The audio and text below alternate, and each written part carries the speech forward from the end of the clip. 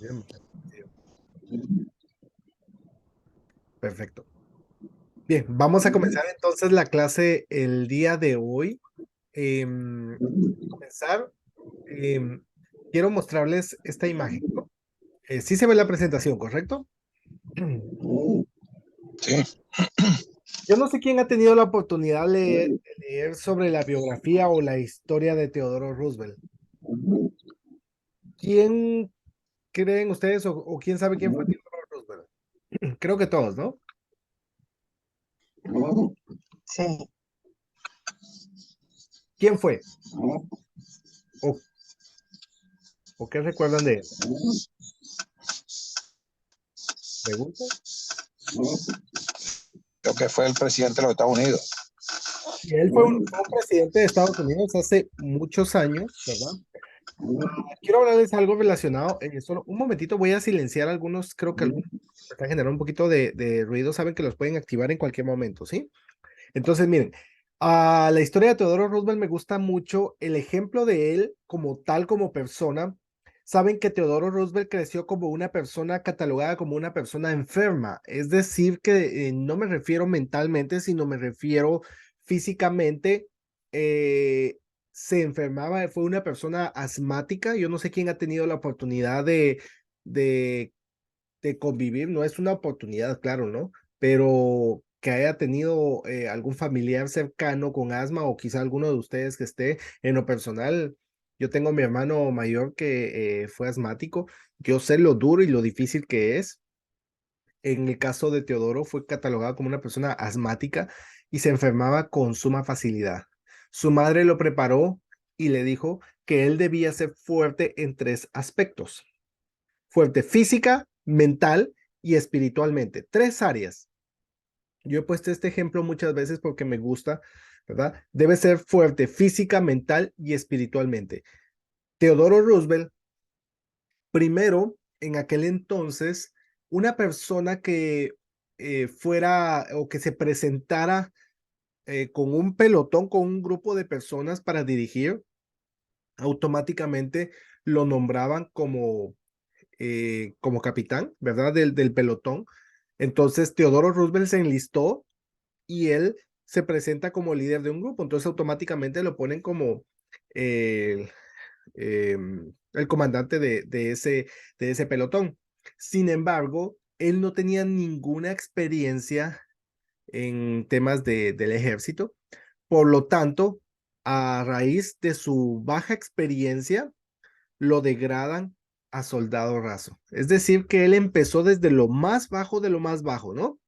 Y empezó a ascender, le tocó lo más duro. Y miren, lo interesante de muchas veces cuando tocamos fondo es de que, como lo hemos mencionado, ya no hay más para dónde ir. Es decir, que la única forma es de ir para arriba, ¿no? Porque ya no podemos bajar más.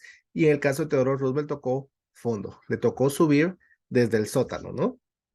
Entonces, yo sé que muchos de nosotros quizás nos identificamos con eso, porque muchas veces, y no me dejaban mentir, sé que algunos de ustedes, a mí me ha pasado decir, ¿qué se siente tocar fondo? Yo digo, yo no puedo comprender a otra persona si yo no he vivido esa situación. Y yo sé que se siente tocar fondo. Es decir, que todos en algún momento, pero para mí, una de las mejores lecciones es esa, ¿no? La vida nos da lecciones de forma eh, muchas veces dolorosas, pero son creo que las mejores lecciones que nosotros obtenemos, ¿no? Yo hace algunos años di un taller en una empresa tema de desarrollo humano, y yo puse un reto, ¿no? Em, y le pedí a todos y les digo porque yo hice esa actividad y ahorita les voy a comentar la experiencia, pero el objetivo era que todos salieran a la calle y pidieran una limosna, es decir, pedir por cualquier razón, pero tener la valentía de poder pedirlo, ¿no? Es decir, que muchas veces no valoramos lo que tenemos hasta que realmente no tenemos nada, pues ya un dólar ya tiene mucho valor, ¿verdad? Entonces, lo interesante de este ejercicio es lo que uno aprende en el proceso, y obviamente entran muchos factores como empezando por la humildad, ¿verdad? Lo interesante de esto de que de todos en la empresa, solo hubo una persona que hizo este ejemplo, ¿no? Este ejercicio. Y me llamó mucho la atención porque el único que se atrevió a hacerlo fue el dueño de la empresa. Y eran más o menos como unos 250 trabajadores, ¿no? Entonces, es decir, que él sentía el valor, o sea, él tuvo el coraje de hacerlo porque él vino desde abajo y construyó su empresa y sabe lo duro y difícil que es. Entonces nos topamos con retos, nos topamos con dificultades en el proceso y como decía Henry Ford, no es que hayamos fracasado, ¿verdad? Sino es de que nos retiramos muchas veces antes de tiempo y esos golpes duelen, pero todo tiene un propósito en la vida, todo tiene un porqué en la vida. En el caso de Theodore Roosevelt, él empezó desde abajo y empezó a subir poco a poco con esfuerzo, dedicación, constancia, disciplina, pasión y muchos factores, ¿verdad? Ahí entra a trabajar la resiliencia. ¿Qué pasó con Theodore Roosevelt?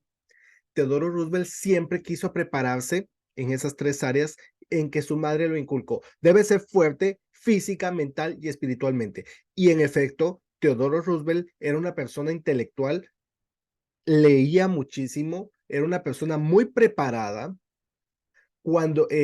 Para los que no sabían, Theodore Roosevelt practicaba boxeo, era un boxeador, era muy rudo físicamente. Cada vez que él daba un discurso o uno de sus meetings, él siempre ponía en primer lugar el nombre de Dios. Resulta de que en uno de sus meetings, poco antes de ser presidente, Theodore Roosevelt recibe un disparo en el pecho del público y Theodore Roosevelt no permite que lo atiendan. Es decir, que él termina de dar su discurso con una bala en el pecho y hasta después lo atienden. Es decir, que si él no hubiese tenido la consistencia física, o la preparación o la condición física, definitivamente no hubiese aguantado dar un discurso con una bala en el pecho, así herido. Pero él lo hizo y él dio ejemplo de que él era ejemplo, ¿verdad? Él era un líder y daba primero el ejemplo, no decía lo que tenían que hacer, sino él enseñaba con el ejemplo lo que había que hacer. Y tanto así que Teodoro Roosevelt fue encontrado muerto a una edad ya avanzada. Lo interesante es de que lo encontraron muerto, acostado en su cama, con un libro en las manos. Es decir, que hasta el último instante de su vida, él nunca dejó de aprender, ¿verdad? Y hay una frase que dice, cuando dejamos de crecer, empezamos a envejecer, aunque solo tengamos 20 años de edad, ¿verdad? La lectura, la educación continua, todo esto nos mantiene activos, ¿verdad? Es como la alimentación, así como nos alimentamos nosotros físicamente, ¿verdad? Para nuestro cuerpo, para que podamos rendir, de igual forma necesitamos alimentación mental, ¿verdad? Para que estemos preparados ante la adversidad, ante las tormentas, los momentos duros y difíciles. Si no tenemos la actitud necesaria, no estamos preparados y fácilmente podemos ser dominados. Lo hemos puesto de ejemplo en esta carrera. ¿Qué sucede en esta carrera y por qué se necesita tanta pasión? Es una carrera lucrativa, ya lo hemos hablado, pero necesitamos enamorarnos de lo que hacemos, tener pasión de lo que hacemos, ser expertos en lo que hacemos. ¿Por qué? Porque van a llegar momentos de tormenta y esos momentos de tormenta son los que nos hacen dudar. Y si nosotros lo hacemos únicamente por el dinero, por el factor económico, claro, estamos acá porque queremos crecer en varios aspectos y sobre todo el factor económico, ¿verdad? Porque es indispensable, pero si lo hacemos solo porque quiero dinero, dinero, dinero, dinero, ¿qué va a pasar cuando venga la primera tormenta, cuando vengan los primeros golpes, los primeros problemas? Fácil, fácil, vamos a tirar la toalla, porque lo estamos haciendo por dinero y no por pasión. Cuando lo hacemos por pasión, nos enamoramos de lo que hacemos, los resultados llegan. Y siempre lo hemos dicho, demos lo mejor de nosotros, ¿verdad? Y dejémosle a Dios los resultados. Entonces, termino acá esta frase, ¿verdad? Que es de Theodore Roosevelt. El único hombre que nunca comete errores es el hombre que nunca hace nada. Entonces, equivocarse es de campeones. Es decir, es parte del proceso para poder crecer. Como seres humanos nos equivocamos. Tenemos que ser humildes para aprender para reconocer que nos equivocamos y aprender de esos errores para seguir avanzando. Pero si tenemos miedo a cometer un error, nunca vamos a poder avanzar, ¿verdad? Entonces, vamos a comenzar la clase el día de hoy y un momentito, creo que, permítame, voy a ver, déjenme, creo que ayer vimos discapacidad, ¿correcto? ¿Qué tema dijimos que íbamos a ver el día de hoy? ¿Alguien que me recuerde? Seguro Medicare. social. Seguro social. El seguro social, ¿no? El seguro, ok. Seguro social ya lo vimos. Seguro social ya lo vimos. Recuérdense que cuando hablamos de seguro social, evaluamos tres aspectos. El primero, ¿verdad? ¿Qué es lo que cubre el seguro social? ¿Alguien que me recuerde?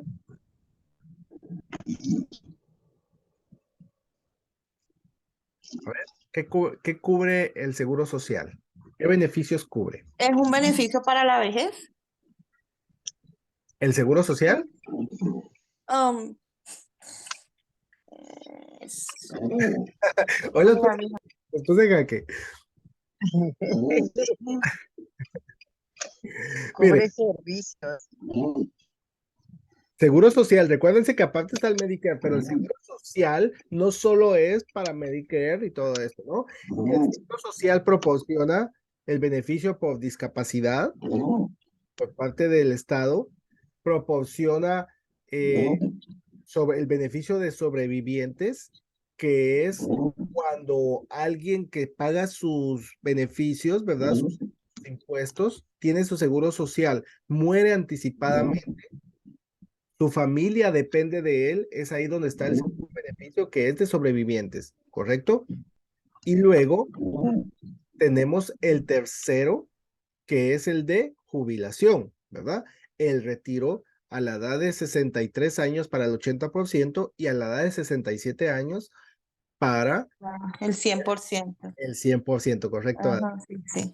Entonces, esos son los tres beneficios. Y sumado a eso, tenemos el Medicare, que es un plan de seguros privados para personas mayores.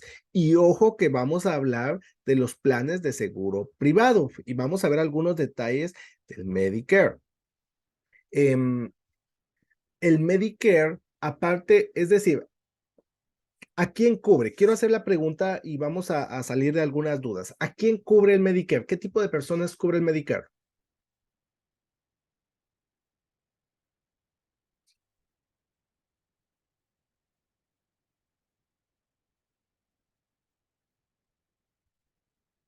A ver, ¿alguien?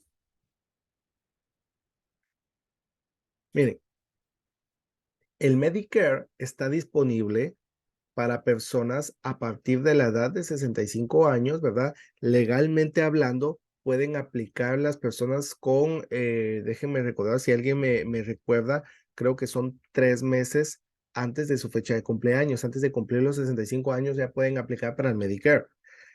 Es un seguro que provee el Estado, pero no provee el seguro, no provee la cobertura, provee gastos de cobertura médica y hospitalaria, ¿verdad? Ahorita vamos a ver esa clasificación. Eso es el Medicare, ¿verdad? Servicios médicos y hospitalarios, ¿verdad? Sin embargo, voy a mencionar un detalle. El Medicare puede cubrir problemas cuando hay problemas renales en una persona que aún no tenga la edad, ¿verdad? Para adquirir el Medicare, pero si tiene problemas renales, la persona puede aplicar a tener el beneficio del Medicare anticipadamente. Y ojo, porque empiezo con este dato. Este dato no lo mencionamos específicamente acá, ¿verdad? No vemos, no nos da tiempo, ya hemos visto, no nos da tiempo ver todo el contenido a detalle. Sin embargo, esos detalles se los menciono porque hay una pregunta que viene en el examen. Una persona que trabaja en una empresa tiene un seguro grupal, ¿verdad? Tiene bueno, existen los 4 tipos de coberturas. Dice que esta persona trabaja en una empresa y resulta con problemas renales. ¿Qué tipo de seguro cubriría, verdad? Esta necesidad. Y viene seguro básico privado, Medicare, Medicaid o el seguro para trabajadores, ¿verdad? Entonces, ¿cuál de estos 4 seguros cubre el problema renal? Pregunto. Lo acabo de mencionar, ¿no? ¿Alguien que me diga? El Medicare. Gracias. Esa es la respuesta. Miren, ¿por qué les aclaro esto para empezar? Porque es una pregunta que viene en el examen y si nosotros la analizamos, es decir, dice uno, ok, perdón, no viene seguro básico, viene seguro por discapacidad, ¿verdad? Viene el seguro complementario de Medicare, viene seguro por discapacidad, viene Medicaid y viene Medicare. Esas 4 opciones vienen. Entonces, ¿por qué les digo esto? Porque yo puedo pensarlo de la siguiente forma. Ok, Medicare es para personas mayores, entonces lo descarto. Medicaid es para personas de escasos recursos. Eso pues son coberturas limitadas, no lo va a cubrir. Entonces, podemos ver, el seguro complementario es los seguros privados que complementan el Medicare. Y luego tenemos el seguro por discapacidad. Y el seguro por discapacidad no me da un beneficio de salud, me da un beneficio económico. Entonces, es una pregunta confusa, ¿verdad? Y por eso aclaro que el Medicare puede cubrir anticipadamente a una persona, obviamente si tiene derecho y si tiene, debe de estar 100% cubierto, eso quiere decir que debe de tener sus 40 trimestres o 10 años de pago de impuestos para poder reclamar ese beneficio. Y anticipadamente, si la persona tiene problemas renales, puede reclamar ese beneficio. Entonces, aclaro eso porque es una pregunta que viene constantemente en el examen, si alguno la recordará o la ha visto, ¿verdad? Pero sí viene constantemente en el examen para que le presten atención. ¿Listo? Entonces, parto de acá y hablamos de los planes de seguro privado para personas mayores. Y ojo que hablamos seguro privado. Y eso nos referimos a qué. ¿Alguien que me diga de qué estamos hablando? Cuando nos referimos a un seguro privado, estamos hablando de Medicare porque hablamos de seguro privado. Mediga. Gracias, Marley. De los Medigap, que es de lo que vamos a hablar el día de hoy, ¿verdad? Entonces, veamos. Pólizas del suplemento del Medicare, es decir, vamos a hablar de los Medigap. Los GAP son complementos. Recuérdense que vimos anteriormente en una de las clases lo que era gastos básicos y gastos mayores por la parte privada. Y nuevamente lo vamos a poner uno a la par de otro, ¿no? Se recuerdan que siempre lo hemos visto de una forma simple y lo hemos comparado. Existen lo que son las aseguradoras privadas, comerciales y por otro lado el gobierno como asegurador. Entonces tenemos las dos posturas, ¿verdad?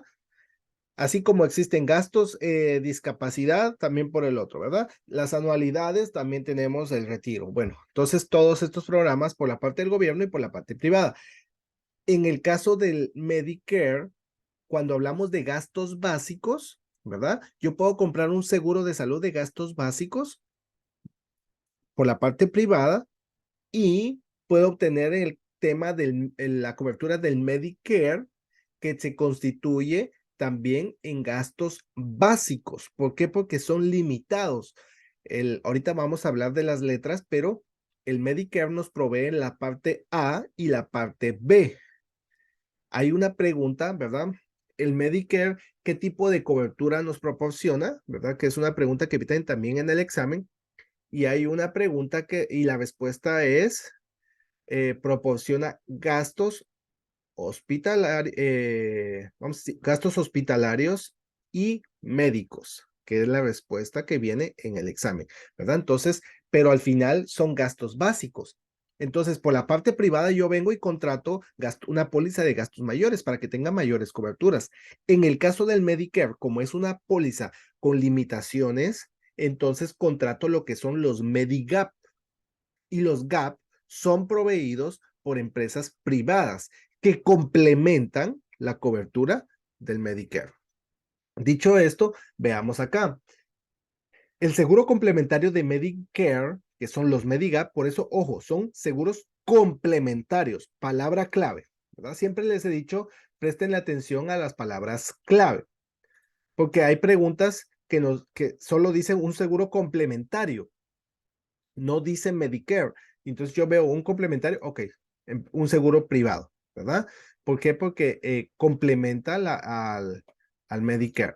Entonces dice acá, el seguro complementario de Medicare, que son los Medigap, está diseñado específicamente para personas a la edad de 65 años que se han inscrito al Medicare.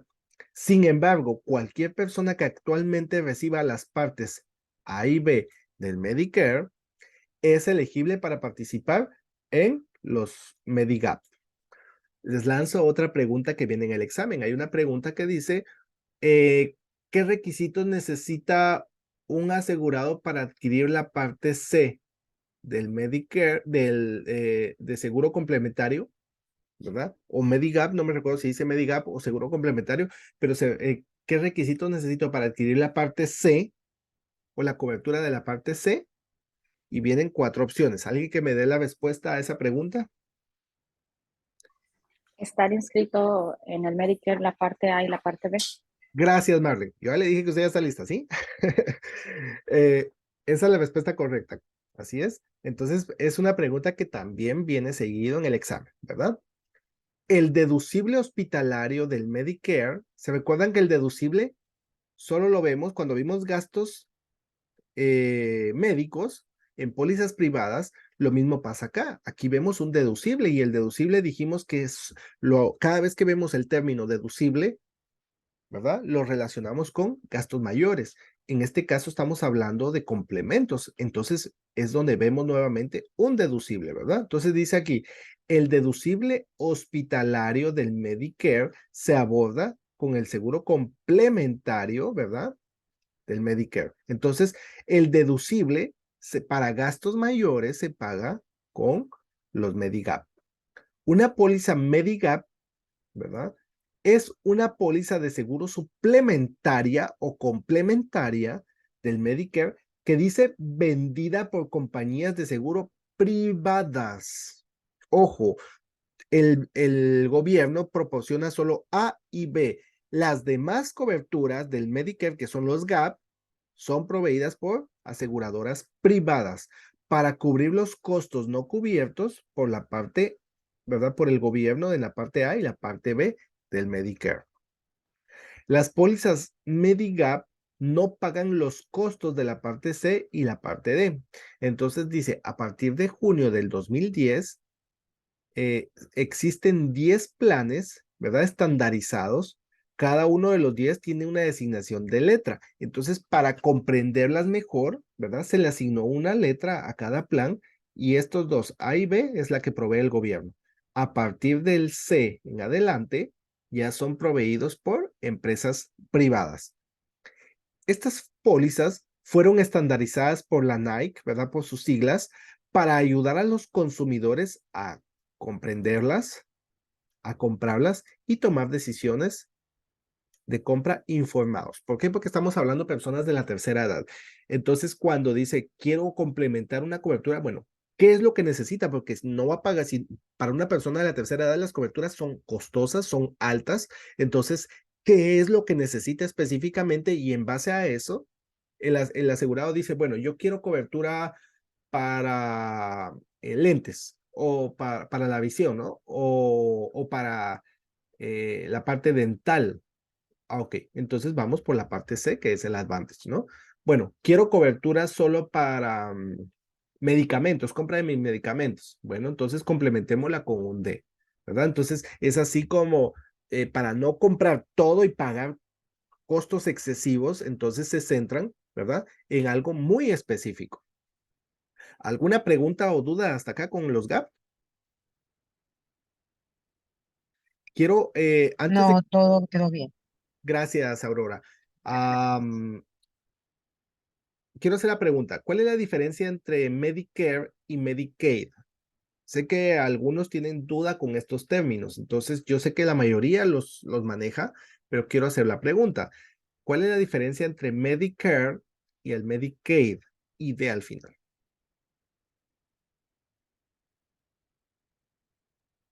Bueno, como usted lo mencionó antes, el Medicare es proporcionado para las personas que son mayores de 65 años, ¿verdad? Como parte del seguro social. Y el Medicaid es para personas de bajos recursos y es suministrado a mayor parte por el Estado, me parece. Y, eh, y, y también tiene limitaciones. Correcto, tiene limitaciones. Gracias, gracias, Marlene. No sé si va alguien a responder también.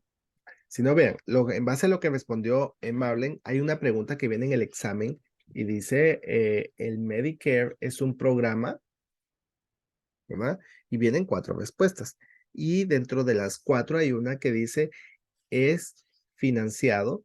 Y recuérdense que el Medicaid es como es para personas de escasos recursos, es financiado, ¿verdad? Por el gobierno federal y estatal y es administrado a nivel estatal. Es decir, que cada estado los administra, pero es financiado por el gobierno federal. Entonces, la respuesta que viene en el examen, el Medicare, es un programa suministrado por el gobierno federal, ¿verdad? Viene más o menos así la respuesta. Entonces, es para que ustedes tengan la diferencia que es Medicare y Medicaid, ¿verdad? El Medicaid está limitado. Otra pregunta donde vemos el Medicaid es con el tema de cuando viene la pregunta, ¿cuál de las siguientes coberturas no aplica a un seguro eh, que tiene que ver de desastres, ¿no? De desastres. Eh, eh, ¿Cuál de los siguientes no aplica una cobertura de desastres? Y se menciona el Medicare, se menciona Medicaid, seguro privado de gastos mayores y seguro básico, algo así, ¿no? Entonces la respuesta correcta nuevamente es el Medicaid, porque el Medicaid es como Marlene lo dijo, es un seguro limitado.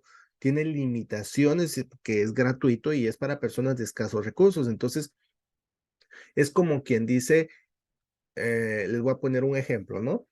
Em, el seguro de gastos básicos, se recuerdan que yo les puse un ejemplo del primer nivel y segundo nivel. Para construir un segundo nivel necesito un primer nivel. Entonces, para comprar una póliza de gastos mayores necesito una póliza de gastos básicos. La póliza de gastos básicos es el primer nivel. Entonces, ya teniendo el primer nivel, vengo y construyo el segundo nivel, que es mi póliza de gastos mayores.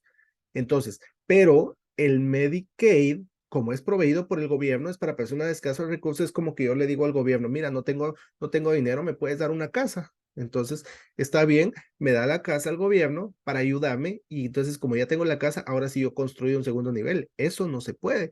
¿Por qué? Porque es una póliza limitada. Se supone que no tengo recursos, ¿cómo voy a construir un segundo nivel? Es por eso que la póliza de Medicaid es limitada y no puedo agregarle complementos, porque es una póliza para personas de escasos recursos, ¿verdad? Entonces aclaro estos detalles antes de poder continuar para que no hayan dudas con estos términos, ¿sí? Entonces seguimos acá con este tema. Estos estándares de la Nike, ¿verdad? Fueron estandarizados, como su nombre lo dice, fueron estandarizados. Las pólizas del suplemento del Medicare a veces brindan beneficios preventivos de atención médica, como exámenes físicos anuales, etcétera, ¿verdad? Que son las pólizas básicas.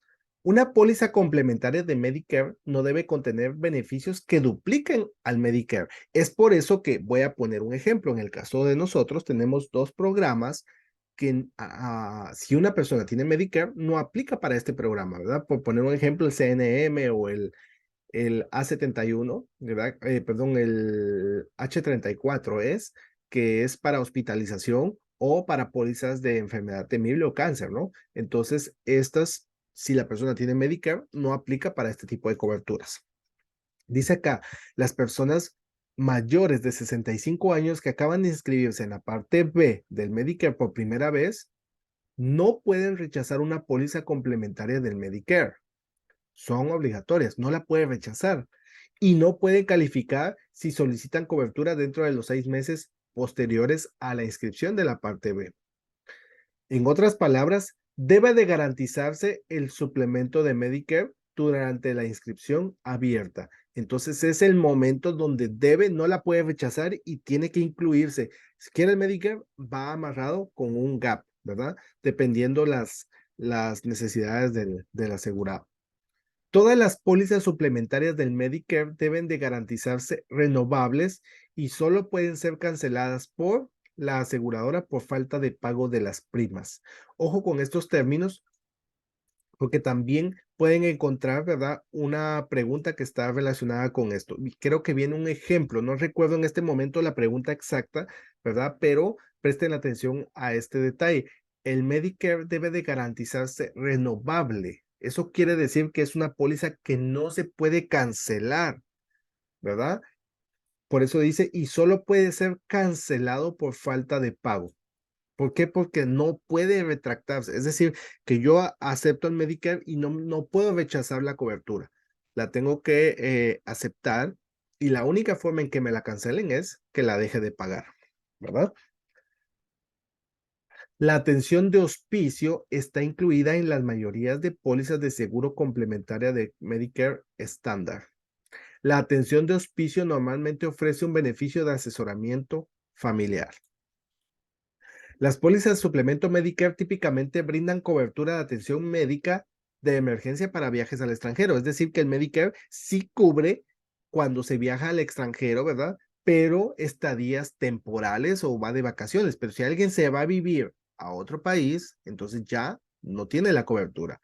La cobertura de los gastos excesivos de la parte B, gastos excesivos, ¿verdad? Es el excedente que el seguro no va a cubrir.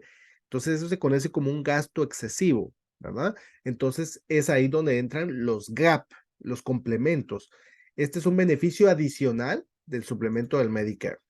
Dice acá los planes del FIG, del Medicare, ¿verdad? Son los únicos planes de seguro complementario del Medicare que cubren costos conocidos como cargos excesivos. Es decir, que si mis facturas no las está cubriendo de los servicios que yo reclamo por parte del Medicare no se están cubriendo, entonces debo de contratar los planes, el F y el G, para que me cubran esos gastos excesivos, ¿verdad? El cargo excesivo es la diferencia entre lo que el Medicare o proveedor cobra, ¿verdad? Y la cantidad que el Medicare pagará. Ese excedente, se recuerdan, en pólizas privadas lo vemos como gastos mayores, es lo que paga ese excedente.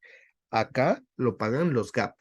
Por eso lo relacionamos con también coberturas de gastos mayores. El suplemento del Medicare del plan F no pagará los cargos excesivos del monto aprobado. Entonces miremos acá. En general, las siguientes 6 normas mínimas se aplican a todas las pólizas designadas como seguro suplementario o complementario del Medicare. Primero, la póliza debe complementar tanto la parte A como la parte B del Medicare. Pregunto, ¿qué significa la parte A y qué significa la parte B del Medicare? ¿Qué cubre cada una? También La parte A, hospitalización, y la parte B, la parte médica. Gracias, Marlene. Correcto. Parte A, que es la más costosa, ¿verdad? Es hospitalización y parte B es servicios médicos, ¿verdad? Que es lo que cubre el Medicare. Las pólizas deben de ajustar automáticamente sus beneficios para reflejar los cambios estatutarios del Medicare, porque recordemos de que cada estado maneja sus propias leyes. Las pólizas deben de cubrir todos los gastos no cubiertos por la parte A. ¿Qué es la parte A? Hospitalización, ¿verdad? Ya lo dijimos. Entonces, cubre del día 61, es decir, que el Medicare va a cubrir 60 días o 2 meses de hospitalización. A partir de ahí, ¿verdad? Las pólizas suplementarias, ¿verdad? Deben de cubrir 61 al día 90. Además, debe de cubrir un copago de reserva de por vida y debe proporcionar cobertura total por 365 días adicionales después de que se hayan agotado los beneficios del Medicare. Si la póliza excluye la cobertura de condición preexistente, la exclusión no puede durar más. ¿Se recuerdan que los mencionamos ayer en la clase? ¿Verdad? Las exclusiones por preexistencias en el Medicare no pueden durar más de 6 meses. ¿Cuánto tiempo son las exclusiones en pólizas privadas?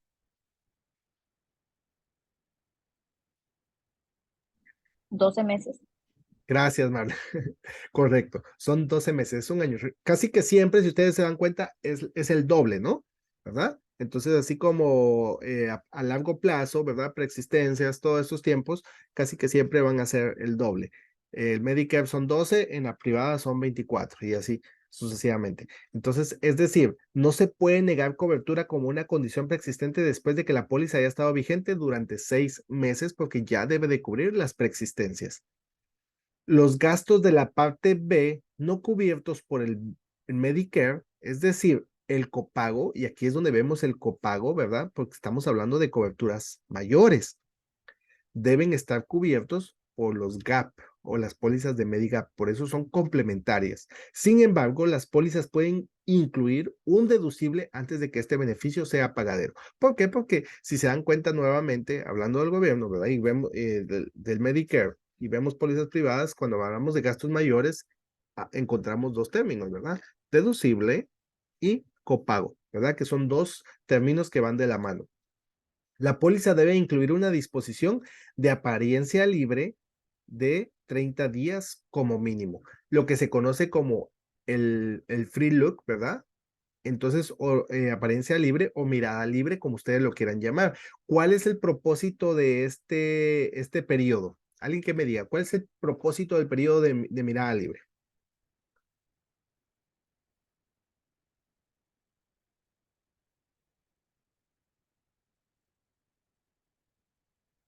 ¿Alguien? Pues que el asegurado pueda ver o probar la cobertura si es la más adecuada para lo que busca, ¿no? Es como un periodo de prueba donde lo está Gracias, Marlene, correcto, probando. correcto, gracias. El periodo de mirada libre, ¿verdad? Como Marlene lo dijo, es yo recibo mi póliza y tengo de Medicare y tengo 30 días para revisarla. Si yo no estoy de acuerdo, puedo devolverla y reclamar mi prima de vuelta, ¿verdad? El pago que yo haya hecho. Si se pasa ese periodo, puedo rechazar, bueno, en el caso de Medicare no es no cancelable, ¿no? Pero una póliza privada, yo la devuelvo y tengo el 100% de reintegro. Pero si yo me paso de mi periodo de mirada libre, entonces la puedo cancelar, pero ya no me van a devolver la prima que pagué. ¿Correcto? Ese es el periodo de mirada libre para que yo vea el contrato y si estoy de acuerdo con los términos. El periodo de mirada libre, recuérdense que estos 30 días aplica para el Medicare. Para pólizas privadas, los periodos son diferentes y eso lo vamos a ver también cuando veamos la parte de estatutos, ¿verdad? Porque tanto para Florida, que sé que hay algunas personas de Florida y hay otras personas de Texas acá, entonces, en tanto de un estado para otro, los periodos de mirada libre para pólizas privadas son diferentes, ¿sí? Eso lo vamos a ver cuando veamos estatutos que lo vamos a trabajar la próxima semana. Entonces, miremos acá. Beneficios principales. Todos los suplementos, ¿verdad? Los planes suplementarios de Medicare cubren coaseguro en costos hospitalarios hasta un adicional de 365 días después de que se agoten los beneficios hospitalarios de la parte A, porque dijimos que la parte A cubre hospital, ¿verdad? Y todas las pólizas Medigap también cubren al menos parte de estos costos. El coaseguro o copago de hospicio de la parte A del Medicare, que es un hospicio. ¿Qué es un hospicio? Que son términos que a veces pasamos desapercibidos, solo lo leemos, pero es importante porque todo esto nos da mucha información para poder responder en el examen. ¿Qué es un hospicio? Un lugar como para que vivan o para cuidados. Gracias, Marlene. Para que vivan y cuidados. Me dijo dos términos y es correcto. Miren, un hospicio. Para cuando ya están desahuciados. Correcto. Gracias, Flor. Es cuando, perdón, profesor, es una persona que tiene ya una enfermedad terminal, ¿no? Que Una, puede estar en ese lugar, ¿no? correcto. Es una persona que tiene una enfermedad terminal, como dijeron, ya están desahuciados, pero es una persona de la tercera edad. ¿Sí? que requiere atención personalizada. Ese es un hospicio, no es un asilo, ¿verdad? Sino es un hospicio, es para personas mayores, pero que ya tienen una enfermedad y que necesitan una atención especial, ¿verdad? Entonces, eso es un hospicio. Hay otra pregunta que viene en el examen, hablando con siempre relacionado al tema del Medicare. ¿En cuál de las siguientes se debe de proporcionar un esquema de la cobertura? Y vienen diferentes tipos de cobertura y dentro de las respuestas viene Medicare. Es decir, que uno de los requisitos para el Medicare es proporcionar un esquema de la cobertura antes de que el asegurado la acepte. Viene otra pregunta también. ¿En qué momento se debe de proporcionar un esquema del Medicare al posible asegurado? Y vienen 4 respuestas. ¿Alguien que me diga la respuesta a esta pregunta? ¿En qué momento se debe proporcionar el esquema?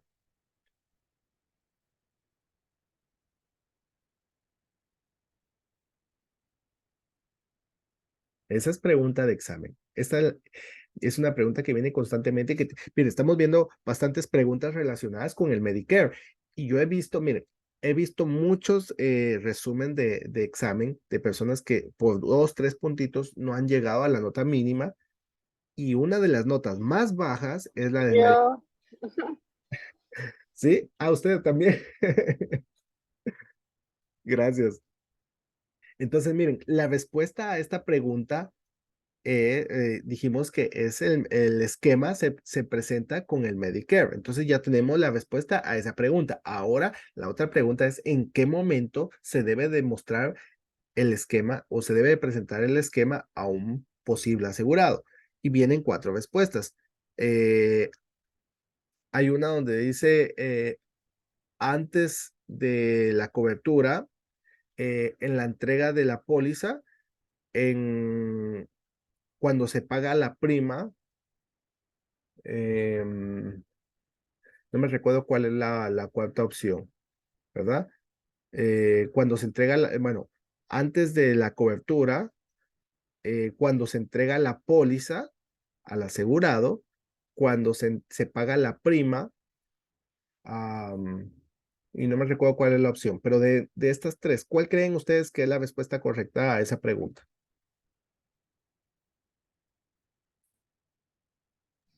Antes de la cobertura. Gracias, Aurora. Ojo con las palabras clave. Siempre les he mencionado y les he recalcado, presten atención a las palabritas clave. ¿Por qué? Porque esa pregunta, sé que muchos quizá la hayan visto y han fallado en esa respuesta, ¿no? ¿En qué momento se debe entregar ah, el esquema de la cobertura a un posible asegurado? Y ojo que la pregunta dice a un posible asegurado. Lo está diciendo, la misma pregunta les está dando la respuesta.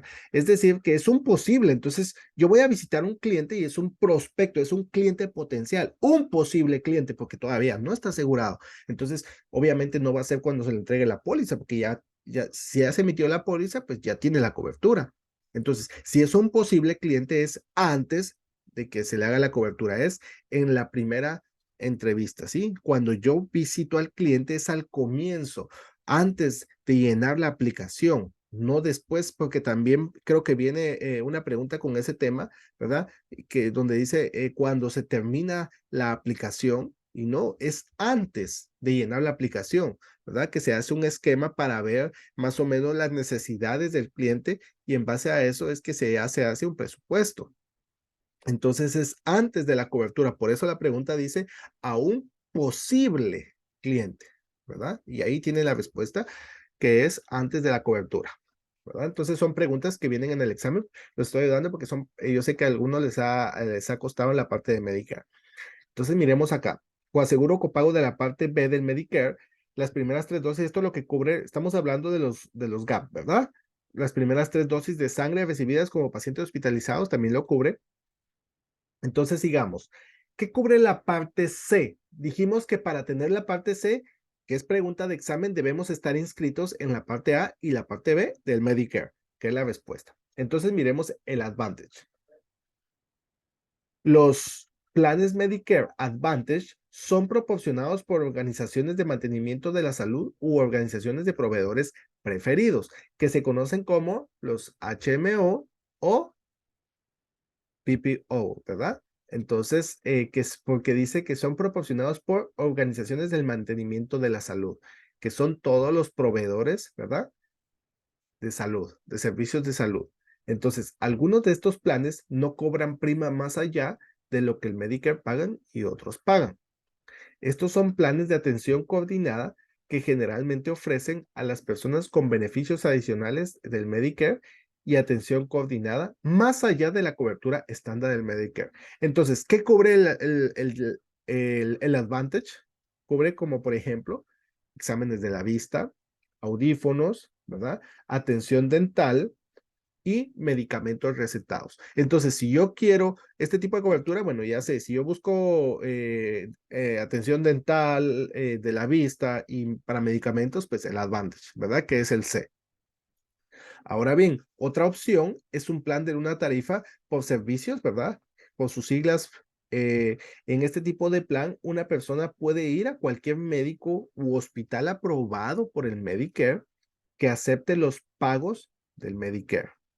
El plan de seguro, en lugar de programas de Medicare, decide cuánto pagará y qué pagará el afiliado del Medicare por los servicios prestados, ¿verdad? Este plan podría incluir beneficios adicionales que no están cubiertos por el plan original del Medicare. Entonces, es un tipo de plan adicional. Además de las primas, los afiliados del Medicare Advantage normalmente deben de pagar un pequeño copago porque estamos hablando de gastos mayores, ¿verdad? Por visita o por servicio, que se paga una tarifa, pero es mínima.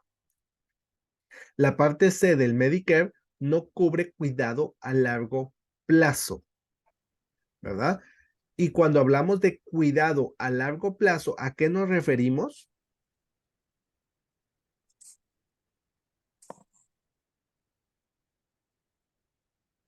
A ver, cuando hablamos cuidado a largo plazo, normalmente se refiere a una discapacidad. Y ojo que no lo confundamos, ¿verdad? Pero cuidado a largo plazo se refiere a discapacidad, es decir, que la persona tiene una enfermedad larga y necesita una atención especializada y obviamente no nos referimos específicamente al beneficio de discapacidad, ¿verdad? Sino que cuando es cuidado largo es porque la persona tiene ciertas limitaciones, entonces es porque hay una discapacidad y es ahí donde entra lo que es el cuidado a largo plazo, ¿verdad? Entonces miremos la parte D. Es un plan de medicamentos recetados. Ok, si la persona busca medicamentos, entonces ya saben qué agregar, ¿verdad? La participación de la parte D requiere el pago de una prima y de un deducible. ¿Por qué? Porque son gastos mayores. Recuérdense que cada vez que miremos deducible y copago, automáticamente se refiere a póliza, ¿verdad? De gastos mayores. O sea, y en este caso son los GAP, ¿verdad? Siempre van de la mano. Entonces miremos algunas disposiciones y cláusulas y exclusiones de la póliza de seguro de salud. Aquí vamos a encontrar otras preguntitas también que sé que a algunos les ha ido un poquito mal acá. Entonces dice, hace años lo que es la Nike desarrolló un modelo uniforme, ¿verdad? De disposiciones de póliza de accidente y enfermedades individuales. Casi todos los estados han adoptado esta ley modelo, ¿verdad? El objetivo de la Nike era establecer términos uniformes, ¿verdad? Estandarizados, disposiciones y normas de redacción para su inclusión en todos los contratos individuales de salud. Entonces, ¿cuáles son? Veamos, ¿qué es un contrato completo? ¿Qué incluye? Esta es una pregunta de examen. ¿Qué incluye un contrato completo? Todo el contrato incluye póliza real y aplicación. Para que hay una pregunta que dice que un asegurado de una póliza de gastos mayores solicita a la aseguradora una copia de su póliza. Cuando la recibe se da cuenta que junto a la póliza va adjunta la aplicación. Esto se constituye como, y dentro de las 4 opciones viene contrato completo. También viene la misma pregunta al revés. Para que sea constituido como un contrato completo debe estar conformado de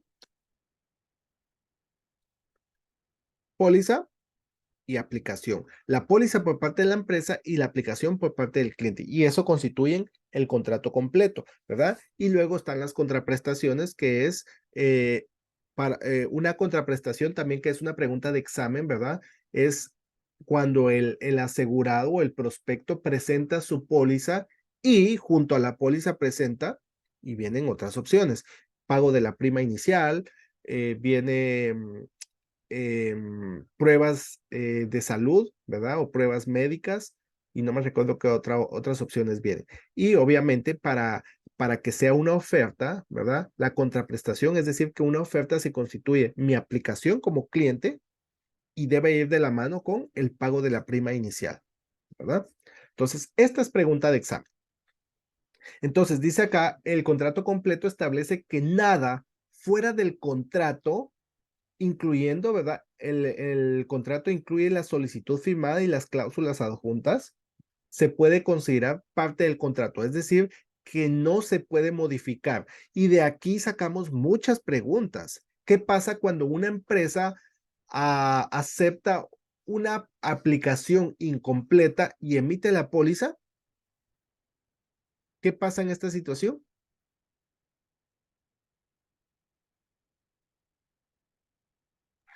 Honra el contrato. Gracias, Marlene. Honrar el contrato. Es decir, que no se puede retrasar. Si se emite la póliza, aunque esté incompleta la aplicación, ¿verdad?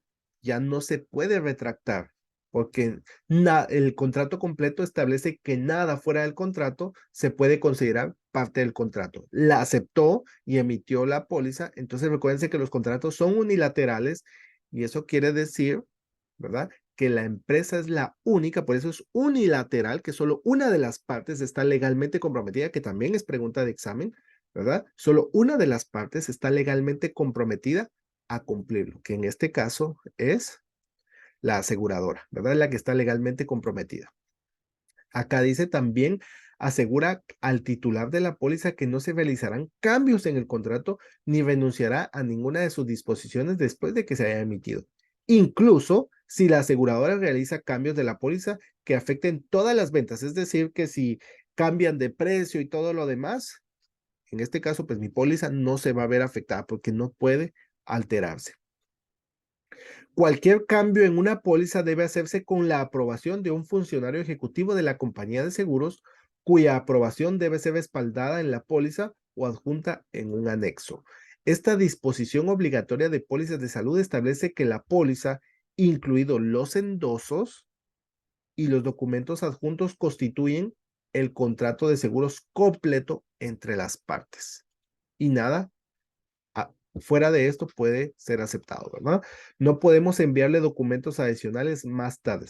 La póliza y la aplicación enteras les son enviadas y eso se constituye el contrato completo, ¿verdad? De acá por lo menos salen unas 3 o 4 preguntas que vienen del examen. Entonces es importante que tengamos nosotros el contexto de qué es un contrato completo. Límite de tiempo para ciertas defensas. También es una posible, por ahí vienen 2 preguntas que vamos a ver, que tiene que ver con el límite de tiempo para ciertas defensas. Dice, la disposición del límite de tiempo en ciertas defensas limita el tiempo durante el cual la compañía de seguros puede impugnar la validez de un reclamo de seguros basado en una declaración equivocada hecha en la solicitud del asegurado. Por debajo del límite de tiempo para la provisión de ciertas defensas, la póliza es incontestable después de que ha estado vigente por un cierto periodo de tiempo, que generalmente son 2 años. Después de ese año no se puede impugnar, no se puede reclamar, ¿verdad? Porque la empresa tiene legalmente 2 años para impugnar la validez del contrato, que viene una pregunta también de eso, ¿verdad? Entonces, no recuerdo bien cómo viene, ahorita vamos a ver otra pregunta más abajo con otro tema relacionado siempre al límite de tiempo, pero precisamente a esto de los 2 años hay una pregunta, ¿verdad? Que cuando se habla relacionado al límite de tiempo para ciertas defensas, viene la empresa puede impugnar la validez después de 5 años, ¿verdad? Si hubo tergiversación, se menciona otro y se menciona la empresa no puede impugnar la validez del contrato después de 2 años, incluso si se genera una nueva póliza, ¿verdad? Entonces, ¿qué es la respuesta correcta a esa pregunta? Entonces dice, esto es similar a la cláusula incontestable. ¿Qué quiere decir? En una póliza de seguro de vida. A diferencia de las pólizas de seguro de vida, una declaración fraudulenta en una solicitud de seguro de salud es motivo de disputa en cualquier momento, a menos que se garantice la renovación de la póliza. Una compañía de seguros, por lo general, puede impugnar la información contenida en una póliza de accidentes y salud a partir de la fecha en que la compañía de seguros da fe de la póliza, en el momento en que se emite, ¿verdad? Hay un límite de tiempo. Esto se aplica al periodo disputable, ¿verdad?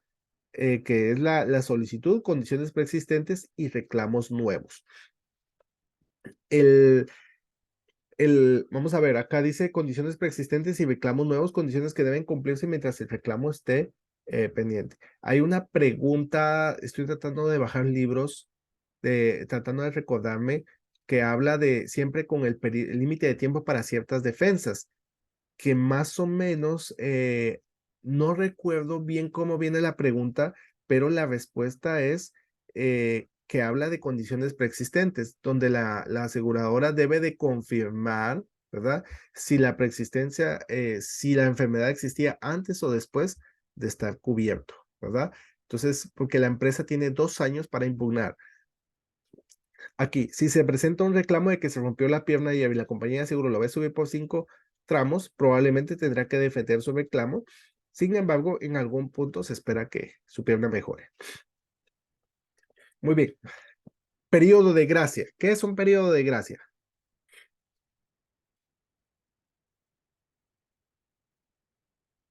Alguien que me diga.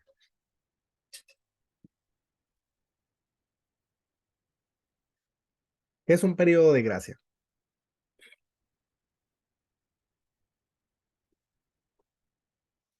A ver, ¿alguien? Necesito que me apoyen. ¿Qué es un periodo de gracia? Porque he estado hablando y si no los voy a volver yo a estar hablando acá y no me han apoyado. Para poder seguir.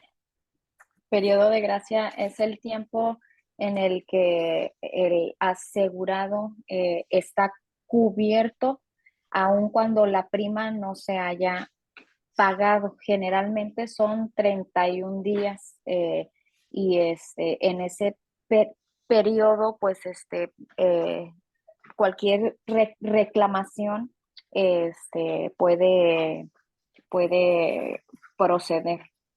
Correcto. Gracias, Marlene. Usted dio ya todo el contenido. Ese es un periodo de gracia, ¿verdad?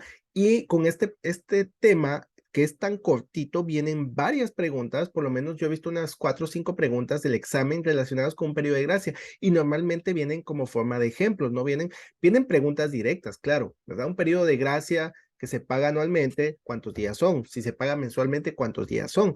Vienen esas preguntas, más para Florida lo he visto en días, para Texas lo he visto más por año, ¿verdad? Son los 31 días, pero para Florida sí he visto cuando las pólizas se pagan por mes. Sin embargo, vienen muchas preguntas que normalmente un asegurado que pagó su prima tenía que pagar el 1 de mayo y el 15 de julio se da cuenta, es hospitalizado y el 1 de agosto se da cuenta de que no ha pagado su póliza, ¿verdad? Entonces, ¿y cómo procede, no? Entonces, es decir, juegan con los tiempos. Entonces, no es una pregunta directa de cuántos días, sino que juegan con los tiempos. Pero yo sé que si son 31 días, pues digo, ok, si es el 1 de mayo que tenía que pagar, tiene hasta el 31, ¿cuánto? 31 días creo que tiene mayo, ¿no? Tiene hasta el 31 para, para pagar. Y si no paga, pues pierde la cobertura. Es decir, que recuérdense que la empresa, la única forma en que puede cancelar una póliza es por falta de pago, pero antes de cancelarla, tiene que agotarse el periodo de gracia. Entonces, miremos aquí. El periodo de gracia es otorgarle al titular de la póliza un tiempo adicional para pagar las primas vencidas. El periodo de gracia también viene otra pregunta que dice, es un tiempo establecido durante el cual, como dijo Marlene, es un tiempo durante el cual la póliza está vigente y la póliza se cancela hasta que se agote este periodo. Este término se conoce como, o este tiempo, esta cláusula se conoce como, ¿verdad? Y vienen algunas opciones y dentro de todas viene periodo de gracia, ¿verdad? Porque la misma pregunta nuevamente les da la respuesta. Dice que, que es un periodo, ¿verdad? Que no ha pagado la prima y es un periodo durante el cual la cobertura continúa. Entonces, dice acá, el titular de la póliza recibe un número de días de la fecha de vencimiento de la prima durante la cual el pago de la prima se puede retrasar sin penalidad y la póliza continúa vigente, ¿verdad? Dice, dependiendo del estado, los periodos de gracia mínimos típicamente son, la pregunta que normalmente viene en el examen son 31 días, ¿verdad? Pero en el caso de Florida ha venido esta pregunta, ¿verdad? Las pólizas que se pagan con primas mensuales, ¿cuántos días de gracia tiene? Y la respuesta son 10 días. En Texas, sinceramente, no la he visto. No sé si me equivoco si alguien la haya visto en Texas, pero en Florida sí la he visto constantemente, ¿verdad? Si una aseguradora paga un accidente individual y un reclamo de seguro de salud durante el periodo de gracia de una póliza, la cantidad de la prima no pagada se puede restar del reembolso. Ojo con esto, ¿verdad? Entonces, si es un reembolso, pues de ahí van a cobrar, ¿verdad? Los beneficios. El periodo de gracia es la misma definición para su fecha de factura, de seguro como lo es para todas las otras facturas. Examen físico y autopsia. Es también pregunta de examen. El examen físico y autopsia dice acá, solo el Estado puede prohibir una autopsia por ley. Es decir, que si una aseguradora, si ustedes reclaman un seguro, la aseguradora va a su propio costo, va a requerir en muchas ocasiones, ¿verdad? Hacer una autopsia. Y esta es una pregunta de examen. ¿Quién es el único que puede negar una autopsia? ¿Verdad? O en qué caso o en qué situación se puede negar una autopsia cuando la ley lo prohíbe. La ley del Estado lo prohíbe, ¿verdad? Es la respuesta que he visto en el examen, ¿verdad? Y acá solo el Estado puede prohibir una autopsia. Si soy familiar, no me puedo negar a que le hagan una autopsia a mi familiar, ¿no? Es también pregunta de examen. Acciones legales. Y de aquí también vamos a sacar un par de preguntitas más. Perdonen que les diga cada rato son preguntas, pero los que han pasado el examen saben que de varias que he dicho o les he mencionado, sí vienen en el examen. Ahí les he dado bastante contenido para que pasen el examen, que sí se puede. Veamos acciones legales. ¿Qué son las acciones legales? El asegurado no puede emprender acciones legales contra la compañía, ¿verdad? En una disputa de reclamo hasta después de ¿cuántos días? 60 días, 2 meses. Es decir, esta pregunta en el examen viene, un asegurado no recibe respuesta de su asegurador después de haber presentado sus pruebas de pérdida. En esta situación, dice el 1 de marzo, ¿no? ¿Cuándo es la fecha más probable para que el asegurado pueda emprender acciones legales? Y si las pruebas de pérdida las presentó el 1 de marzo, ¿cuándo sería la fecha más probable para presentar sus pruebas de pérdida para emprender acciones legales?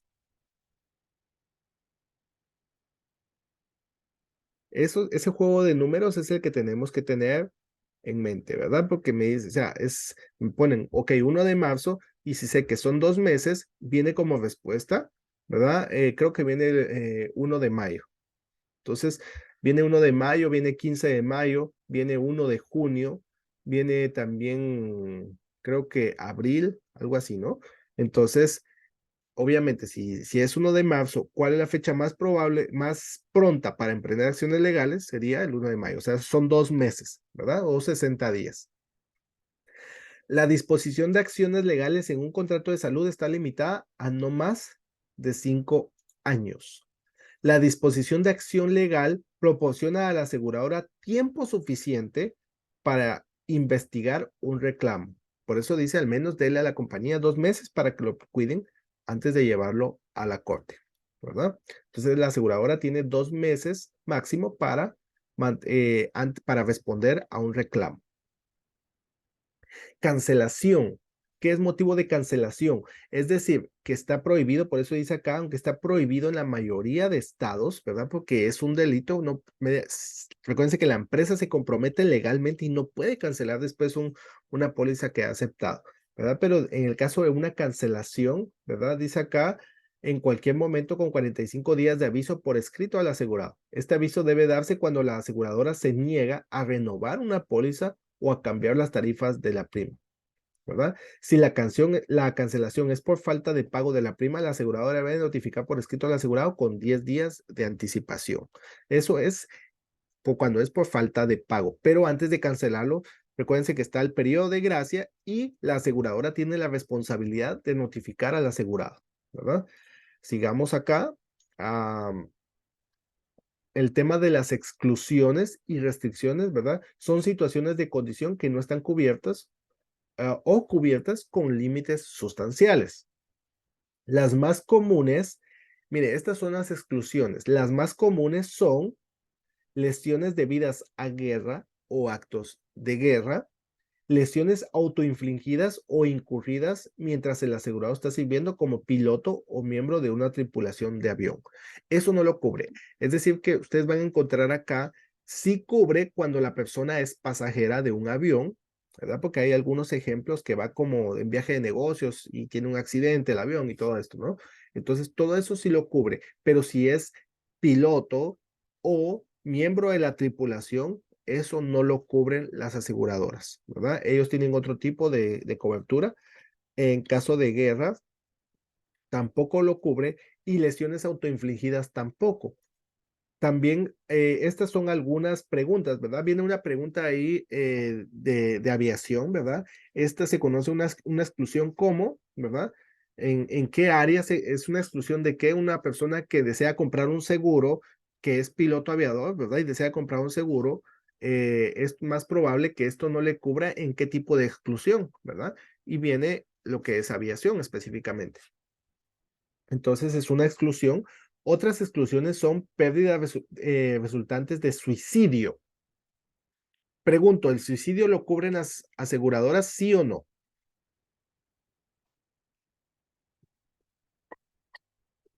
Es pregunta de Después de Sí. 2 años.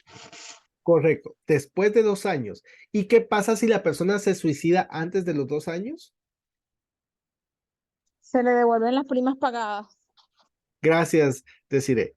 Correcto. Y esa es la pregunta que viene en el examen, ¿verdad? Viene una pregunta que dice literal, un asegurado se suicida cuando la cláusula de suicidio está vigente. Es decir, cuando está vigente se refiere a que no ha terminado el periodo de 2 años. Ante esta situación, ¿cómo va a responder la aseguradora? Devolverá la mitad de las primas, devolverá las primas en su totalidad pagadas, ¿verdad? ¿Pagará el 100% de beneficios o pagará el 50%? Y la respuesta correcta es devolverá la totalidad de primas pagadas al momento del suicidio. Y lesiones autoinfligidas es una exclusión que también pueden encontrar esa pregunta en el examen. ¿Cuál de las siguientes se cataloga como una exclusión? Y vienen 4 opciones y dentro de las 4 vienen lesiones autoinfligidas. Eso no lo cubren las aseguradoras.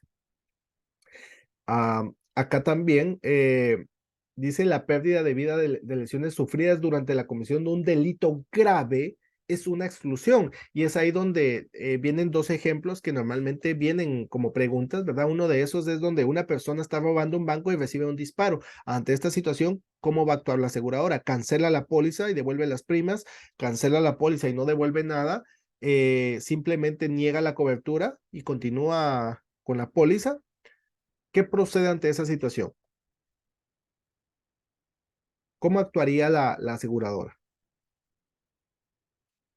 ¿Será que cancela la póliza? ¿Qué dicen ustedes? No, No la cancela. Entonces, ¿qué es lo que haría? solamente no cubre, pero continúa con la póliza. Correcto, gracias, Marlene. Esa es la respuesta correcta. Y viene también esa del disparo, también viene otra pregunta, ¿verdad? Que se menciona de una persona que tiene un accidente automovilístico cuando es perseguido por la policía y dos policías resultan heridos, ¿verdad? En una persecución. Ante esta situación, ¿cómo actúa la aseguradora? Simplemente niega la cobertura en este caso, ¿verdad? Es decir, que si está pagando su póliza, pues él tiene su cobertura y continúa normal, solo que ese caso específicamente no lo va a cubrir porque es una exclusión, ¿verdad? Porque está considerado como un delito. Los viajes al extranjero no pueden excluirse en cada caso, ¿verdad? Cuando son estadías largas, entonces sí, si una persona se va a vivir a otro país, entonces puede haber una exclusión, ¿verdad? De lo contrario, si son por viajes así de vacaciones o temporales, sí los cubre. Las lesiones y enfermedades ocupacionales que son ocupacionales, son por parte del trabajo, están cubiertas por la compensación de los trabajadores y generalmente están excluidas. Y esto tiene que ver con empresas que están obligadas a proveerles seguro a sus trabajadores cuando el trabajo que hacen es de alto riesgo. Ellos adquieren este seguro de compensación de los trabajadores y lo pueden adquirir ya sea por parte del gobierno o del Estado, ¿verdad? A un costo módico o a través de compañías privadas, pero están obligados. Eso quiere decir que si una persona muere, vamos a suponer que un seguro de vida, ¿no? Está trabajando, ¿verdad? Está en un poste arreglando una conexión eléctrica y muere, el seguro no le va a pagar porque es una muerte ocupacional, es decir, que eso lo debe de cubrir la compensación de los trabajadores. Igual una persona que se fractura, ¿verdad? El seguro de salud normal no le va a cubrir porque es ocupacional. Igual que una discapacidad, recuérdense que la discapacidad cubre cualquier accidente, ¿verdad? Cuando la persona está limitada a dos o más actividades de la vida diaria, pero siempre y cuando no sea un accidente ocupacional. Si es ocupacional, no le va a otorgar el beneficio por discapacidad, ¿verdad? Porque ese debe ser proporcionado por la cobertura, valga la redundancia, ¿verdad? La compensación de los trabajadores. La sección de exclusiones no está incluida en la parte de la póliza, ¿verdad? Que aquí se menciona en la primera página de una póliza de seguros. Luego encontramos condiciones preexistentes. Ya lo vimos también anteriormente, las condiciones preexistentes son algo que ya tenía yo anteriormente, pues, y estoy reclamando. Entonces, hay un periodo, ¿verdad?, de espera para las preexistencias. Las pólizas de gastos médicos y de ingreso por discapacidad generalmente excluyen el pago de beneficios por pérdida debido a condiciones preexistentes, ¿verdad? Pero también hay periodos de espera. Dichas exclusiones están sujetas a la disposición de límite de tiempo para ciertas defensas. Cualquier condición preexistente que el asegurado haya revelado claramente en la solicitud generalmente no está excluida o si lo es, la condición se menciona específicamente en una exclusión o cláusula excluyente. Disposiciones de renovabilidad. Aquí, antes de seguir, quiero mencionarles acá, ahorita me recordé, hay otra pregunta que pueden encontrar ustedes también en el examen, donde un asegurado, vamos a ver, eh, un, se presenta una aplicación, ¿verdad? Una solicitud ante la aseguradora y la aseguradora la recibe y se da cuenta de que en el pago de la prima no se incluyó el cobro de alguna cobertura, es decir, que no se contempló ante esta situación cómo va a proceder la aseguradora. Cancela la póliza, eh, cobra una prima extra, ¿verdad? No me recuerdo qué otras opciones vienen, pero ¿cuál creen ustedes que es la respuesta correcta a esta pregunta?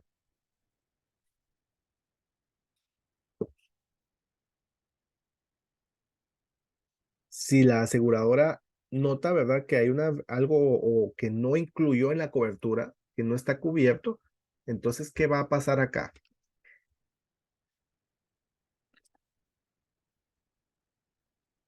Esa es también una posible pregunta, no viene constantemente, pero puede aparecerle. Entonces, ¿qué pasa? Miren, la aseguradora viene y recibe. Recuérdense que nosotros como agentes le decimos, ok, su prima va a quedar de $50. Entonces, ok, tiene que pagar $50 y va a tener este tipo de cobertura. La empresa recibe la aplicación y se da cuenta que en la aplicación no se contempló algún dato, ¿verdad? O no se le está cobrando por alguna enfermedad preexistente que la persona tenga, entonces esa aplicación necesita ser reclasificada. Ese es el término, ¿verdad? Que también viene otra pregunta, ¿cómo va a proceder la empresa a reclasificar? Cuando dice reclasificar es de que, ok, recuérdense que está lo que es clasificación de riesgo. Lo que nosotros hacemos como agentes en el proceso de suscripción es una clasificación de riesgo. Asignamos al prospecto en un rango de riesgo. Entonces la aseguradora se da cuenta de que no se le incluyó cierto riesgo en la póliza, entonces, o no se incluyó alguna preexistencia, ¿verdad? Entonces, no es que vaya a cancelar la póliza, simplemente la va a reclasificar. El proceso continúa normal, pero al decir reclasificar quiere decir que cambió de grupo de riesgo. Y al momento de cambiar de riesgo, automáticamente la prima va a aumentar, ¿verdad? Entonces hay un aumento en la prima y eso se conoce como una reclasificación, que puede venir eso también en el examen para que lo tomen en cuenta.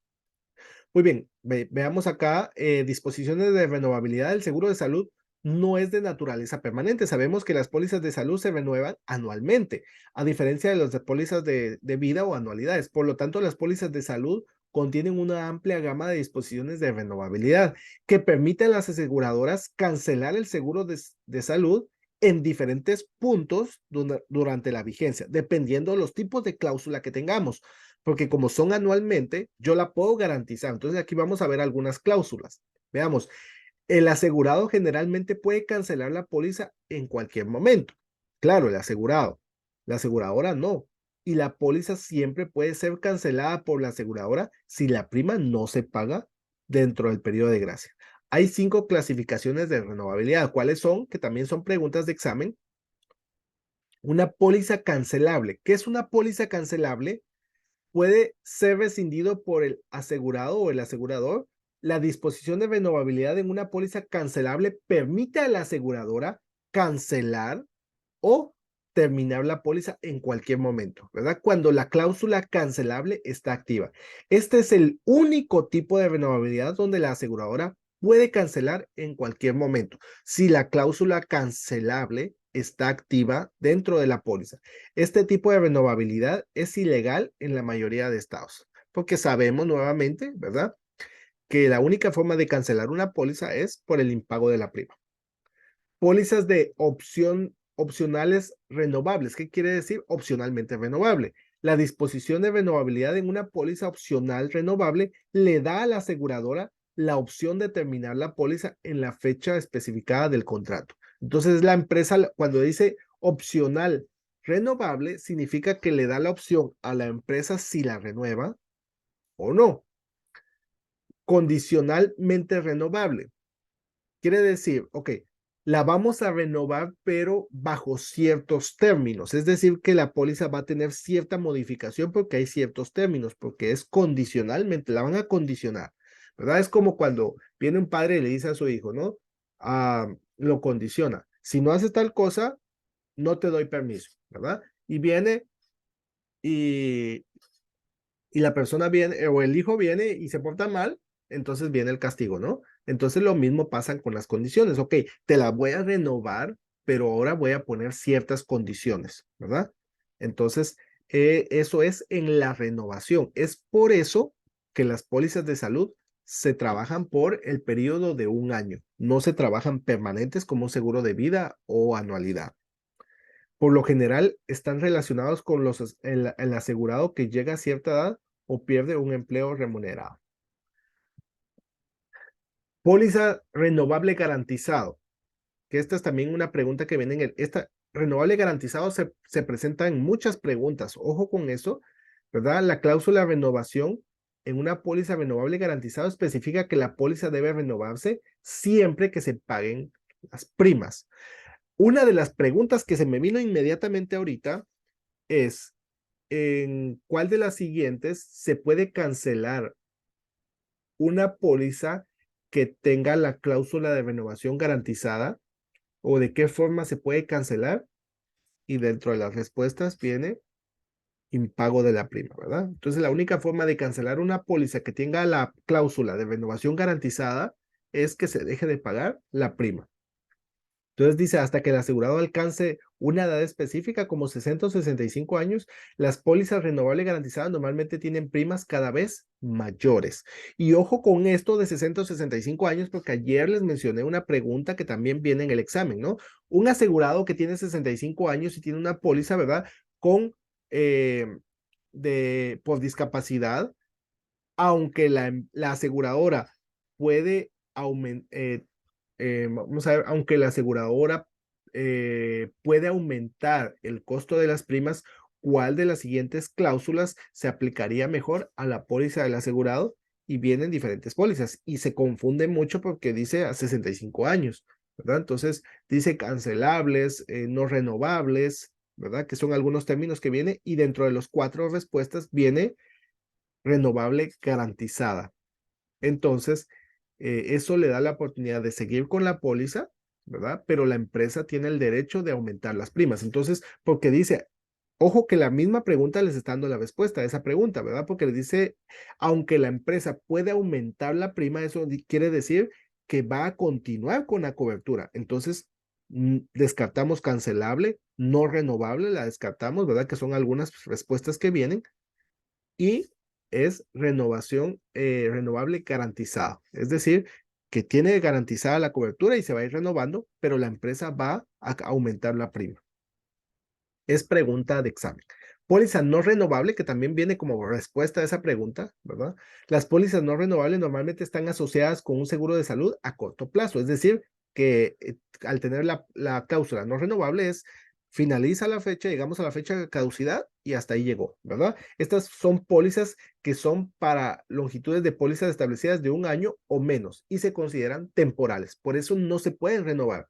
Y no cancelables es simplemente que no se pueden cancelar. Se recuerda que lo vimos hace un momento con el tema de los Medigap. Los Medigap deben de garantizarse renovables y no cancelables, que no se pueden cancelar, ¿verdad? No pueden cancelarse ni se puede aumentar. Y la única forma de cancelarlas es que se deje de pagar. Muy bien, vamos a cambiar. No sé si hasta acá hay alguna pregunta con los términos que hemos visto. Siento que he hablado mucho y los he escuchado, los he visto muy callados hoy. Entonces, no sé si hay alguna duda o alguna pregunta que tengan antes de continuar. Ya estamos en la recta final también. ¿Dudas, preguntas hasta dónde vamos? Muy bien. Voy a seguir. Suscripción de seguro de vida y emisión de pólizas. Esta es otra parte que también he visto muy baja en los resultados del examen. Entonces, son detalles que tal vez podamos decir que son simples, pero tiene ciertos detallitos que le debemos de prestar atención, que es el trabajo de suscripción de campo, lo que hacemos como agentes. El suscripción es un término, ¿verdad?, para la selección de riesgo. Ojo, primera pregunta que encontramos acá. Un agente que hace un trabajo de suscripción, esto también se conoce como, y esa pregunta siempre viene, siempre la he visto, se conoce como clasificación de riesgo. Es el proceso utilizado por una compañía de seguros para determinar si una solicitud es o no asegurable. Y de ser así, cuánto cobrar por las primas. El asegurador utilizará varios tipos diferentes de información para determinar la asegurabilidad del individuo. Esto se llama clasificación de riesgo. Pregunta de examen. Sí o sí la van a encontrar, crean. El proceso de suscripción, ¿cuál es? ¿Verdad? El proceso de aseguramiento implica revisar y evaluar la información sobre el solicitante y establecer al individuo según los estándares y las pautas de del asegurado para la asegurabilidad. Cuanto mayor sea la póliza, más exhaustiva y diligente será el proceso de suscripción. ¿Por qué? Porque entre mayor es el riesgo, también más información va a pedir la empresa. Entre más alto sea el beneficio que estemos exigiendo, la empresa va a exigir más información para evaluar el riesgo, ¿verdad? Dicho de otro modo, a mayor riesgo, mayor prima, ¿verdad? Mayor pago. Las fuentes más comunes de información de suscripción incluyen la primera parte, incluye, básicamente acá se incluye lo que es la aplicación, el informe médico, la declaración del médico, ¿verdad? La oficina de información médica, que es la que provee esta información, los cuestionarios especiales son, ustedes lo van a ver cuando estén ejerciendo como agentes, que es un cuestionario, ¿verdad? Es cuando la persona dice, ¿padece de presión alta? No. ¿Padece de diabetes? Sí. Ok, si dijo sí, automáticamente le va a desbloquear una serie de cuestionarios, qué medicamentos toma, en qué cantidad, esto es lo otro, ¿no? Porque la empresa busca cualquier información que sea un riesgo para la empresa. Informe de inspección, informe de crédito cuando se requiere, ¿verdad? Dependiendo del tipo de cobertura. La aplicación, ¿verdad? Es el punto de partida y la fuente base de la información utilizada por la compañía de seguros a la selección de riesgos. Entonces, primero encontramos, miren, cuando encontramos la aplicación se divide normalmente en tres categorías. ¿Cuáles son? La primera parte, que es la aplicación, esto lo voy a pasar un poquito rápido, ¿verdad? Que básicamente en la aplicación la primera parte es la información general, ¿verdad? Detalles, tipo de póliza, cantidad, nombre, toda la información general del asegurado. Si ustedes se dan los hobbies, viajes al extranjero, usa tabaco, no, ¿verdad? Todo lo que son las exclusiones. La segunda parte es donde ya vemos el historial médico y es ahí donde vienen las preguntas, ¿verdad? Parece de esta enfermedad, depresión alta, parece de esto, el otro, no, no, no, no, ahí vienen los sí o los no, y todos los cuestionarios, que es la segunda parte de la aplicación. Y la tercera parte, ¿verdad? Es el informe o la declaración que damos como agentes. Es lo que nosotros observamos durante la entrevista con el cliente y es donde damos nuestros apuntes finales, ¿verdad? Incluye la condición financiera, el carácter, antecedentes, propósito, el tiempo de la gente, cuánto se conoce al cliente, etcétera, ¿no? Entonces, toda esta información está incluida. Las pólizas que se encuentran por debajo de un cierto monto nominal, como de 50 o 100,000, no requerirán información médica adicional. Pero recuérdense, a mayor riesgo, también más exhaustiva va a ser la entrevista. Entonces, miremos cómo se clasifica el riesgo. Ya lo hemos visto anteriormente, pero aquí vamos a ver, esta es una evaluación que se conoce como clasificación de riesgo y es como la empresa cataloga cada riesgo. Existen 4 niveles de riesgo. Miremos acá. Está el preferido. Está acá, miren, el preferido es uno que es el solicitante que es un no fumador, un buen historial de salud, una persona joven. Es el ideal, ¿verdad? Que es un riesgo muy bajo, ¿verdad? Entonces es el preferido, el ideal. Luego está el estándar, que pues tiene ciertos riesgos, pero aún así aplica. El subestándar, que es un alto riesgo, pero definitivamente no, o sea, es un alto riesgo, pero aplica a la cobertura. Y luego está el rechazado. El rechazado es simplemente que por más que intentemos de someter nosotros la aplicación, va a ser declinado, rechazada por la empresa. Quiero comentarles una anécdota. Con un compañero hicimos una visita para para un seguro, ¿verdad? Cuando llegamos a la casa de la persona, era una señora.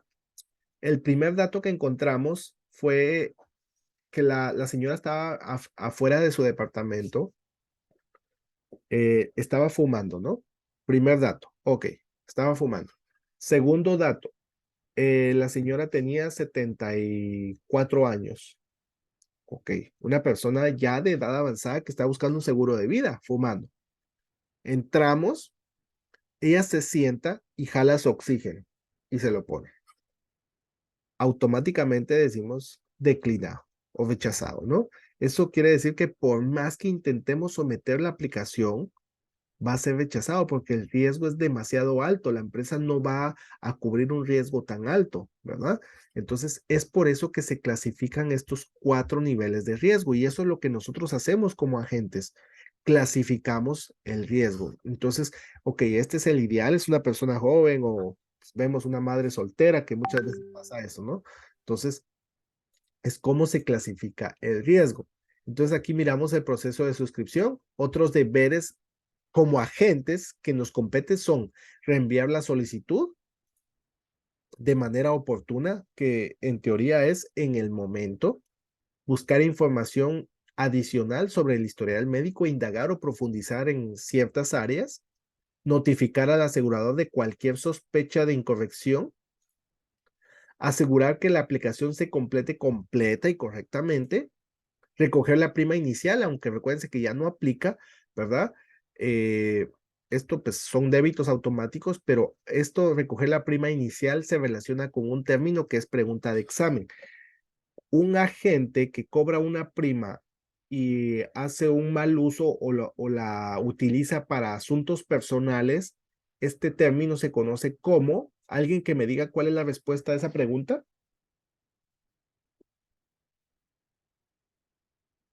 A ver. Un agente que hace mal uso de una prima o la usa para asuntos personales, ¿cómo se conoce este tipo de término en una póliza de seguros? Es una pregunta que viene en el examen. ¿Alguien? Eso se conoce como responsabilidad. Ah, perdón, Marley. Sí, responsabilidad fiduciaria. Correcto, gracias. Sí sabía ahí que me la iba a decir. Gracias. Eso se conoce como responsabilidad fiduciaria y es una pregunta que también viene en el examen. Miren, solo en la clase de hoy, aunque suena mucha teoría y hemos estado con mucho texto y mucho texto, pero hemos mencionado bastantes preguntas que de verdad les pueden ayudar para pasar la prueba del examen. Dice acá, además de eso, los agentes tienen la responsabilidad y el deber de solicitar buenos negocios, ¿verdad? Hacer buenos negocios porque eso también tiene que ver con el récord de nosotros como agentes, que nosotros tenemos un récord, ¿no? Tenemos acá errores en aplicación que son muy comunes. Si un agente se da cuenta de que un solicitante ha cometido un error, el agente debe corregir la información y hacer que el solicitante inicie los cambios. Se devolverá una solicitud incompleta al agente. Y ojo, esto pasa muchas veces por errores de nosotros como agentes, que por algún error o algo que se nos pasó por alto, no llenamos cierta información, entonces hacemos una venta y estamos seguros de que ya terminamos la venta y vamos a recibir la comisión por esa venta, ¿no? Entonces, es aquí, ¿verdad? Se devolverá una solicitud y eso es una pérdida de tiempo, es decir, que es algo engorroso, nos va a llevar más tiempo, entonces es mejor estar seguros, ¿verdad? De lo que hacemos. El agente nunca puede cambiar la aplicación sin que el cliente esté presente para inicializar los cambios. Guía del comprador. ¿Qué es una guía del comprador? Recuérdense que nosotros estamos estudiando, preparándonos para comprender los términos, pero un cliente yo no puedo ir a hablarle con toda esta información, con los términos técnicos, ¿verdad? Entonces, una guía de compradores proporciona información general sobre los tipos de póliza, ¿verdad? En el lenguaje que pueda ser entendido por la persona promedio, ¿verdad? Porque nosotros como agentes nos preparamos para comprenderlo, pero ellos necesitan ver la información en un lenguaje que sea simple. Eso se conoce como guía de comprador. Y resumen de la póliza. Ojo con estos dos términos. Resumen de la póliza proporciona la información específica sobre la póliza comprada, como las primas y los beneficios. Acá dice, mamá te llama, ¿verdad? Emocionada porque compró un nuevo seguro de salud. Esto le permite ver rápidamente qué seguro de salud, ¿verdad? Compró específicamente. Entonces, para saber qué compró, ¿verdad? Entonces, ese es el resumen de la póliza. Hay una pregunta que normalmente viene no en Texas, sino también en Florida, es probable que la encuentren, ¿verdad? Que por ley, ¿qué documentos o qué formularios se le deben de entregar a un asegurado, ¿verdad? Y existen dos, y vienen varias propuestas, y dentro de una es, incluso viene guía de comprador, y viene copia de la aplicación y no sé qué más, ¿verdad? Pero dentro de las 4 respuestas viene guía de comprador y resumen de la póliza. Por ley, son 2 documentos que deben de entregarle al prospecto o al posible asegurado, ¿verdad? Que es una pregunta que puede venir en el examen. Ojo con esos detalles. Las firmas, ¿quiénes firman? Se requiere que la agente y el solicitante firmen, ¿verdad? Si el solicitante es alguien diferente al asegurado propuesto, a excepción de un menor de edad, ojo con Florida, que en Florida pueden empezar a firmar a partir de qué edad. ¿Alguien de Florida que me diga?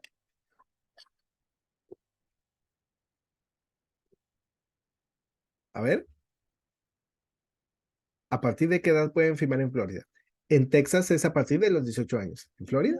En Florida Bueno, no es de soy de los Florida, 15, pero es ¿no? de 16. Correcto. Es a los 15, es a los 15. Yo tampoco soy de Florida, pero de tanto que lo he escuchado, sé que es a los 15 y en Texas a los 18. A los 18, correcto. Entonces dice acá, miren, a excepción, ¿verdad? Hay una pregunta que viene en el examen donde dice, un esposo solicita un seguro para su esposa, ¿verdad? Eh, de muerte accidental y desmembramiento. ¿Quién de los siguientes debe de firmar la póliza, ¿verdad? El hijo, la esposa, solo el esposo o la esposa. ¿Quiénes deben de firmar?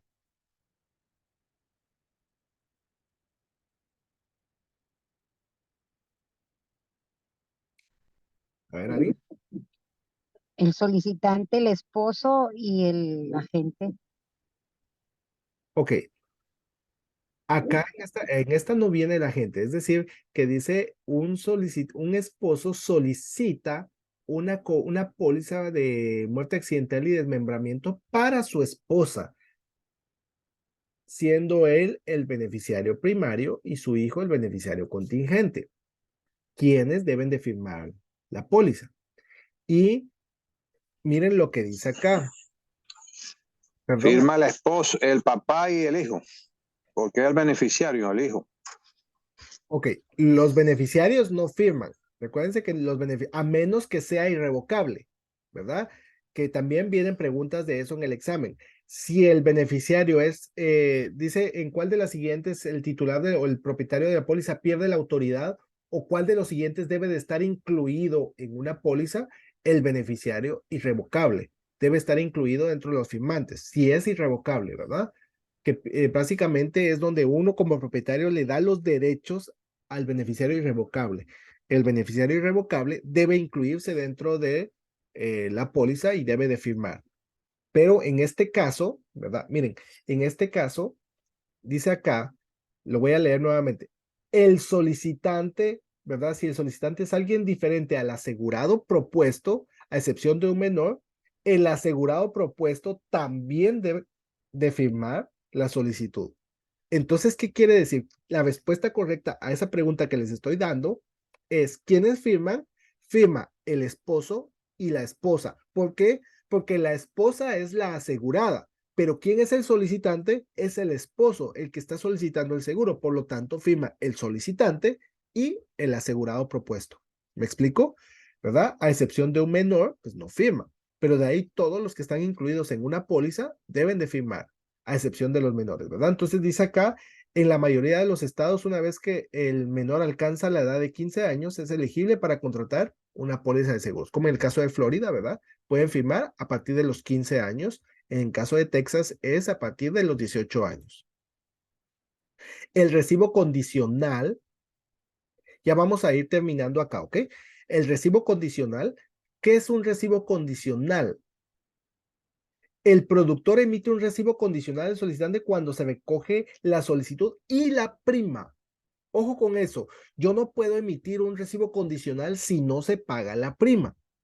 El recibo condicional me sirve a mí, ok, yo hago una venta hoy, pero tengo la solicitud, todavía tengo que mandarla a la empresa y la empresa tiene que evaluar si acepta o no el riesgo.